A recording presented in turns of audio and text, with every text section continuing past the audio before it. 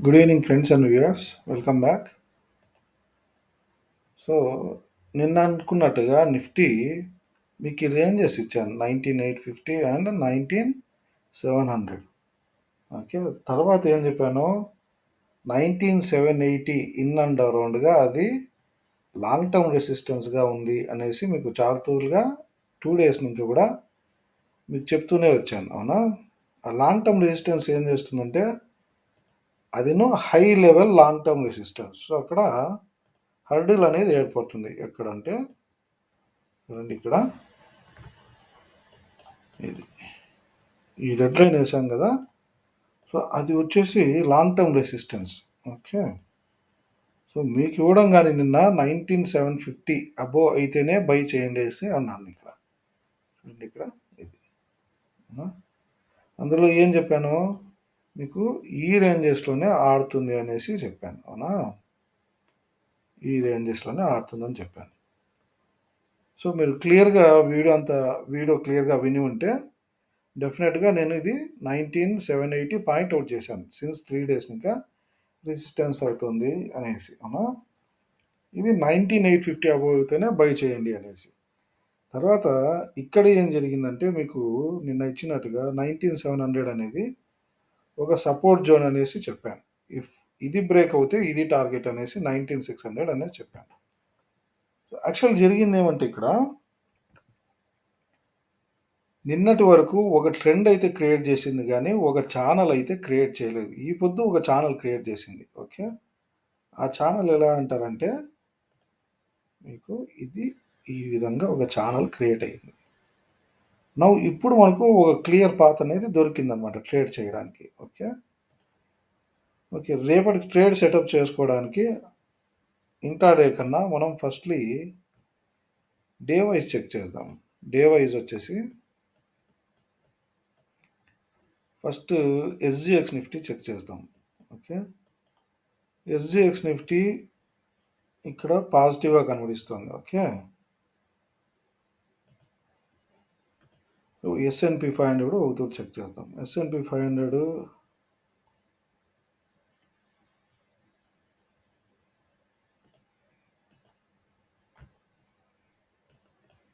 SNP 500 కానీ ఇది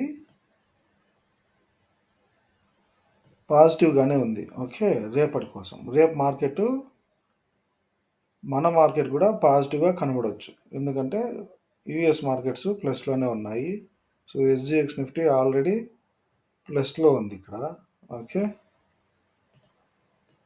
so ఇవన్నీ ఎందుకు పోయి ఇక్కడ వెయిట్ చేస్తున్నాయంటే రేపు అంటే 26వ తేదీ 26న మనకు ఫెడ్ ఇంట్రెస్ట్ రేట్ డెసిషన్ ఉంది.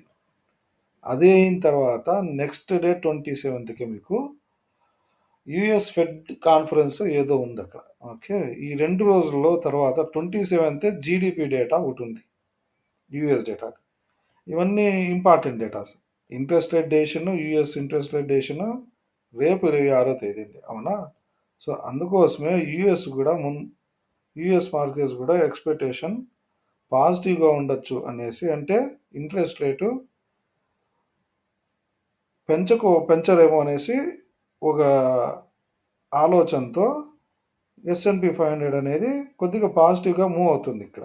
ఓకే, ఇక్కడ చూస్తే రేపు ఇంట్రెస్ట్ రేట్ కట్ చేస్తారు అనేసి, ఇంట్రెస్ట్ రేట్ పెంచకుండా స్టేబుల్ అన్నా చేస్తారు, లేదంటే కట్ చేస్తారనే ఉద్దేశంగా ఇది యుఎస్ మార్కెట్స్ అనేవి పైకి పోతున్నాయి. ఓకే, సో మనం కానీ అదే పాజిటివ్ నోట్ పెట్టుకొని, మన ఎస్జిఎక్స్ నిఫ్టీ కానీ అదే పాజిటివ్ నోట్ పెట్టుకొని యుఎస్ మార్కెట్లు పైకి పోతాయేమనేసి, అంటే ఇంట్రెస్ట్ రేటు కట్ చేస్తారనేసి ఎక్స్పెక్టేషన్స్తో యుఎస్ మార్కెట్ ప్లేస్లో ఉన్నాయి. మన మార్కెట్ కానీ వెయిట్ చేస్తుంది రేపు decision, US interest rate decision కోసం మన మార్కెట్, వరల్డ్ మార్కెట్స్ అన్నీ వెయిట్ చేస్తూ ఉంటాయి. ఓకే, సో మనము రేపటికి ట్రేడ్ చేయకోకుండా ఉండొచ్చు. ఎందుకు, రేట్ డెసిషన్ వచ్చేది అంతా గందరగోళంగా ఉంటుంది, పైకి కిందకి వోల్టైలిటీ ఆడతాయి రేపటికి కానీ. ఓకే, సో మీరు కొద్దిగా ప్రొఫెషనల్గా అయింటే మీరు ట్రేడ్ చేసుకోవడానికి అవుతుంది, లేదనుకుంటే మీకు ఒక రేంజ్ ఇస్తాను. ఆ రేంజెస్‌లో ట్రేడ్ చేసుకుంటే మీకు ఈజీగా ఉంటుంది.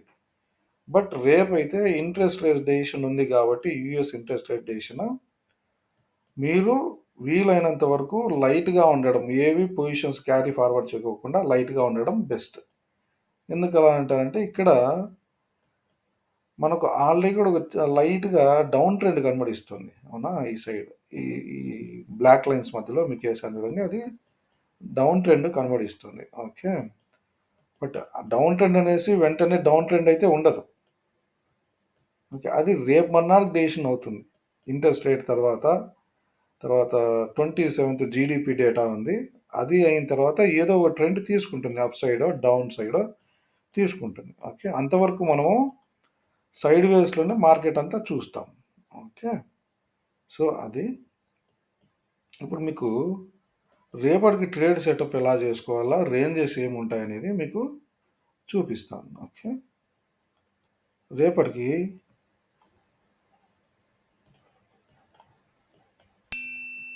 ఈ రేంజెస్ తర్వాత బ్రేక్ డౌను, బ్రేకప్ మీకు పాపప్ స్క్రీన్‌లో బ్లాక్ స్క్రీన్‌లో వస్తాయి. ఇన్ బిట్వీన్ ఈ రన్నింగ్ కామెంటరీలో మీకు పాపప్ స్క్రీన్స్ వస్తాయి. దాంట్లో అవి చూసుకోండి. మీకు తెలుస్తుంది రేంజెస్ ఏమనేది అని. ఓకే. ఇక్కడ మీకు ఇంకో తూరి నేను హైలైట్ చేస్తాను. 19,790, 780 ఇన్ అండ్ అరౌండ్‌గా అప్ సైడ్ బ్రేక్‌ఔట్. ఓకే. దానిపైన పోతేనే మీరు బై చేస్తారు. ఓకే. తర్వాత డౌన్ సైడ్ ఏమప్పా అంటే సపోర్ట్ లెవెల్స్ మీకు ఇక్కడ 19,600 ఈ విధంగా 19,640 గాని డౌన్ సైడ్ సపోర్ట్ సైడ్ ఉంటాయి. ఓకే. సో, అది రేపటికి ఈ రేంజెస్‌లో 19,780, 790 తర్వాత 19,600 ఓకే. ఇది 19,600 ఇట్లన్నా వేసుకొని మీరు 800 19,790, 19,600 రేంజెస్‌లో మీరు ట్రేడ్ చేసుకోవాల్సి వస్తుంది. ఓకే. అది ఓవరాల్ వ్యూగా మనం తీసుకుంటాం. ఎందుకు రేపటికి ఇంట్రెస్ట్ రేట్ డెసిషన్స్ ఉన్నాయి కాబట్టి.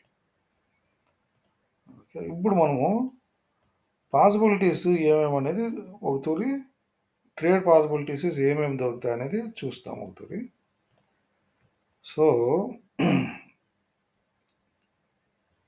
రేపు మార్కెట్ 19,670 అబోవ్ ఓపెన్ అయితే మీరు ఇక్కడ స్టాప్ లాస్ వేసేసి ఇక్కడ 19,650 అరౌండ్ వేసి టువర్డ్స్ అప్ సైడ్ చూసుకోవచ్చు అనమాట. 19,714, 710 అది కూడా బ్రేక్అవుట్ ఇస్తే మీకు 19,780 టార్గెట్ ఇన్ అండ్ అరౌండ్గా ఎగ్జాక్ట్గా రావు. During volatility markets interest rate decisions ముందరగా మీరు ఏ విధంగా కానీ ఖచ్చితమైన టార్గెట్లు రావు. ఇన్ అండ్ అరౌండ్గా 20-30 పాయింట్లు ముందుగానే రీచ్ అవుతాయి. లేదంటే 20-30 పాయింట్లు పైకి రీచ్ అయ్యి మనకు కన్ఫ్యూజ్ చేస్తాయి. ఓకే. కరెక్ట్‌గా రేంజ్‌గా పెట్టుకుంటే మీకు సేఫ్‌గా ఎగ్జిట్ అయిపోతారు. టార్గెట్స్ కూడా కంప్లీట్ అవుతాయి. ఓకే. ఇది ఫస్ట్ ప్రాబబిలిటీ. ఫస్ట్ ఛాన్స్ ఏమి 19,670 అబోవ్ గన ట్రేడ్ అవుతూ ఉంటే బై చేసేసి మీరు టువర్డ్స్ 19,720 కానీ 710 కానీ బ్రేక్అవుట్ ఇచ్చిందనుకోండి మీరు టువర్డ్స్ 19,780, 790 టార్గెట్ పెట్టుకోవచ్చు. అది ఫస్ట్ ప్రాబబిలిటీ అది. ఓకే. ఎందుకు అక్కడే అన్నానంటే మీకు ఇక్కడ చూస్తే డే వైజ్‌గా ఇది 19,780 అనేది కూడా క్లియర్‌గా హర్డిల్ లాస్ట్ త్రూ 1, 2, 3, 4 రోజులు ఇంకా 19,780 అనేది రెసిస్టెన్స్‌గా బిహేవ్ చేస్తుంది. అవునా? సో, అందుకే రేపటికి గాని ఇది మనకు రెసిస్టెన్స్ 19,780 బ్రేక్అవుట్ ఇస్తేనే మీరు బై చేసేదానికి స్కోప్ ఉంటుంది. ఓకే. అది బ్రేక్అవుట్ ఇస్తే అప్పుడు ఆలోచన చేయొచ్చు. మళ్ళీ రేపు ఏదన్నా జరగొచ్చు. బట్ మన ఫస్ట్ టార్గెట్ వచ్చేసి 19,780 దాని బ్రేక్అవుట్ ఇచ్చిన తర్వాత సో, అది నెక్స్ట్ ఇంట్రాడేలో మాకు వ్యవహారం మళ్ళా ముందుకు సాగుతుంది. ఓకే. సో, సెకండ్ ప్రాబబిలిటీ ఏమంటే 19,650 కింద బిలో ఓపెన్ అయితే మీరు వెయిట్ చేస్తే ఓకే. ఇది 19,600 గానీ 600 ఇన్ అండ్ అరౌండ్‌గా బై చేస్తే స్టాప్ లాస్ ఇక్కడ ఏసేయండి. 580 కానీ ఇది ఎక్కడన్నా ఇది చాలా నారోగా ఉంటుంది ఇక్కడ స్టాప్ లాస్లు కానీ చాలా గందరగోళంగానే ఉంటుంది. వీలైనంత వరకు 19600 కానీ అక్కడ బై చేసి చిన్న 20-30 పాయింట్స్ స్టాప్ లాస్ చేసి మీరు టువర్డ్స్ అప్ సైడ్ అన్న ఉండండి. లేదు థర్డ్ అబ్జర్ప్షన్ ఏమి 19650 వచ్చేసి 19600 బ్రేక్ డౌన్ అయితే మీకు అకౌంట్ 19550 వరకు టార్గెట్ ఉంది. ఓకే, ఇది ఇక్కడ టార్గెట్ వస్తుంది. ఓకే, సో ఇది రేంజ్. ఓకేనా, ఫస్ట్ వచ్చేసి మీకు పాసిబిలిటీ, ఫస్ట్ పాసిబిలిటీ ఇది, సెకండ్ పాసిబిలిటీ ఇట్లా 19600 కన్సాలిడేట్ అప్ సైడ్ కూడా 19787 197,670 బ్రేక్అవుట్ ఇస్తేనే ట్రేడ్ చేయాలి, లేదంటే ఇది అగైన్ ఇక్కడికే వస్తుంది. Okay, second possibility. Third possibility ఏమి 19650 బిలో ఓపెన్ అయితే 19600 వెయిట్ చేయండి. మీరు వెంటనే ట్రేడ్ చేయొద్దు, ఎందుకంటే రిజల్ట్స్ ఉన్నాయి. నెక్స్ట్ రేపు యూఎస్ ఫెడ్ డెసిషన్స్ కూడా ఉన్నాయి, ఇంట్రెస్ట్ రేట్ డెసిషన్స్. సో మీరు బెటర్ వెయిట్ చేసి ట్రేడ్ చేయడమే బెస్ట్, ట్రెండ్ కూడా దొరుకుతుంది. ఓకే, 19600 బ్రేక్ డౌన్ ఇస్తే మీకు 19550 అనేది నెక్స్ట్ టార్గెట్. ఓకే, సో అది ఇంకో ప్రాబబిలిటీ మీకు ఏం చూపిస్తానంటే ఇక్కడ కనబడిస్తుంది ఏమంటే పాసిబిలిటీస్ ఇక్కడ ఇంకోటి.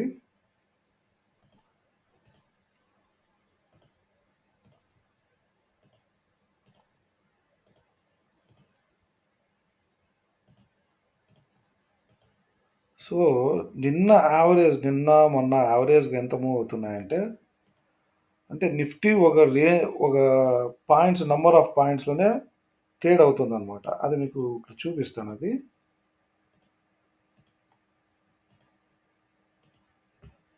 ఎలా అంటారంటే, మీకు ఇక్కడ ఒకటి ప్రైస్ రేంజ్ అనేది ఉంది. మీరు ఇక్కడ అబ్జర్వ్ చేసారో లేదో నేను మీకు చేసి చూపిస్తాను చూడండి. ఇక్కడి నుంచి ఇక్కడికి ఎన్ని పాయింట్స్, 190 పాయింట్స్ ఆడింది. ఓకే, నిన్న కూడా 119 పాయింట్సే ఆడింది. ఒక 100 పాయింట్స్, 120 పాయింట్స్ ఆడుతుంది. ఈ పొద్దు కానీ ఎన్ని పాయింట్స్ ఆడింది, ఇది కూడా 100 పాయింట్సే.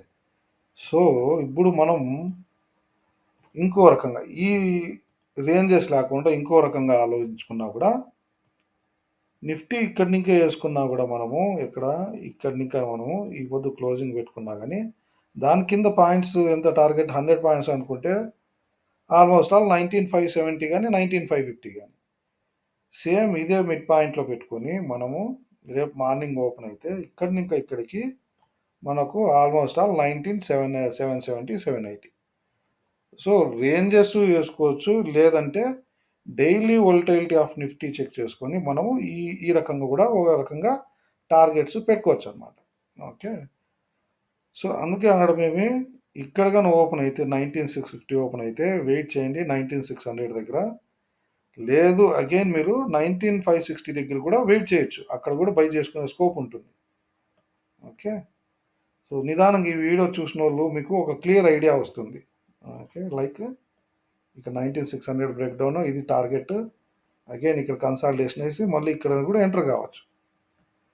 ఇదంతా ఎందుకు ఇంత కన్ఫ్యూజ్ ఏర్పడుతుంది అంటే, ఇంట్రెస్ట్ రేట్స్ డెసిషన్స్ ఉన్నాయి కాబట్టి మీకే కాదు ప్రతి ఒక్కరికి ఇట్లే ఉంటుంది. బట్ మేమేం చేస్తాము, ఇంట్రాడేలో మేము ఇండికేటర్స్ అప్లై చేసి ఎక్కడ ట్రెండ్ దొరికితే అక్కడ వెళ్ళిపోతుంటాం ఈ రేంజెస్ పెట్టుకొని. లైక్ ఎలా అంటారంటే, ఇది ఇక్కడ వెళ్ళిన తర్వాత వెయిట్ చేస్తాం. ఇది మేము ఈ బ్లాక్ లైన్ అనేది బ్రేక్అవుట్ ఇస్తేనే మేము బై సైడ్ వెళ్తాం, లేదంటే విల్ బి అక్కడ సెల్ చేసి స్టాప్ లాస్ వేసేసి ఇక్కడ సెల్ సైడ్ తీసుకుంటాం. ఎక్కడికి 19600 ఈ రేంజెస్లో తీసుకుంటాం. ఓకే, సో మీరు వెయిట్ చేసి లెవెల్స్ చూసుకొని కొద్దిగా ట్రెండ్ ఫామ్ అవుతుందో లేదో చెక్ చేసుకొని మీరు ట్రేడ్ చేసినా ఓకే. లేదు మీరు ట్రేడే చేయొద్దు రేపు, అది బెస్టే. ఎందుకు, ఇంట్రెస్ట్ రేట్లన్నీ జరిగిన తర్వాత ఒక ట్రెండ్ అనేది వస్తుంది, ఆ తర్వాత క్లియర్గా ట్రేడ్ చేసుకోవచ్చు. సరేనా, మీకు ఏమైనా డౌట్స్ ఉంటే మీరు కామెంట్లో పెట్టండి. ఇంట్రాడేలో మీకు ఏమైనా డౌట్స్ వచ్చినా కానీ నెక్స్ట్ వీడియోస్లో కొద్ది రోజులు పోయిన తర్వాత నేను ఆన్లైన్లోనే మీకు లైవ్ చూపిస్తాను ఎట్లా ట్రేడ్ జరుగుతూ ఉంటుంది. నేను ట్రేడ్ చేస్తుంటా, మీరు కూడా ట్రేడ్ చేసేయచ్చు. ఓకేనా, సో అది మీకు ఏమైనా డౌట్స్ ఉంటే కామెంట్ చేసేయండి, దానికన్నిటికీ రెస్పాన్స్ ఇస్తాను. ఓకే. అది విషయం. ఇంకా ఇంగ్లీషు, హిందీ కూడా హిందీలో కూడా చేస్తాను మీకది. వాళ్ళకు హిందీలో కావాల్సిన వాళ్ళకు వాళ్ళకు ఎడిషన్స్ కావాల్సొస్తాయి ఇంగ్లీష్ అండ్ హిందీలో. అది కూడా చేసిస్తాను. ఓకేనా? తర్వాత like, subscribe, hit button, bell icon press చేయండి. సో దట్ నేను ఇంకా కొద్దిగా మీకు ఎక్స్‌ప్లెయిన్ చేస్తా ఉండొచ్చు. మీకు కొద్ది విషయాలు కూడా తెలుస్తాయి. ఓకే. రేంజెస్ ఏమి ఎట్లా ట్రేడ్ చేసుకోవాలనేసి. సరేనా? Thank you very much.